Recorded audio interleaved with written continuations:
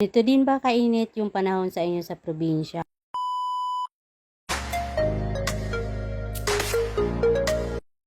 A day in my life tayo for today's video. Ito nga pala yung literal na ganap po kahapon. Dahil nga nag-brown out dito sa amin, ayan, lumabas na nga lang ako para nga maglaba. Ito nga sa aming probinsya, ito nga yung problema namin. Araw-araw nga ay nakakailang brown out kahit nga araw or gabi. Dahil ganun pa man, ay wala na nga tayong magagawa kundi magtiis. Ito nga't balik na nga pala ako dito sa aking ginagawa. Pinabanlawan ko muna nga yung mga puti bago nga kusutin. Ito nga pala may kamaritisan nga ako dito sa may poso. Sarap nga talaga yung naglalaba ka na hindi ka nagtitipid ng tubig. Mabuti na nga lang ay mayroon nga dito sa aming poso or di bomba na gripo. So pagkatapos ko nga pala mabalnawan ay naglagay na nga pala ako dyan na powder na Ariel. Na talaga yung ginagamit ko kapag naglalaba nga ako ng mga puting damit. Sa paglalaba ko nga dito ay sinasabay ko na nga pala yung dalawang pares nga ng uniforme ng anak ko. Ito nga ay inutusan ko nga pala yung anak kong bunso na manghiram nga ng washing board. Yung washing board ko nga ay nasira tapos hindi pa nga ako nakakabili. Hindi ko nga alam kung bakit tawang-tawa ako dito. Kwentuhan nga kami dito at tawang-tawa naman nga ako dito. Bahay ko nga at iyon pinakita ko sa inyo, nangunguha nga siya ng mangga. Una nga siya na videohan dahil nahihiya nga siya magpakita. Sabi ko nga ay wag siya nga alis para nga malibang naman ako dito sa aking paglalaba, charis.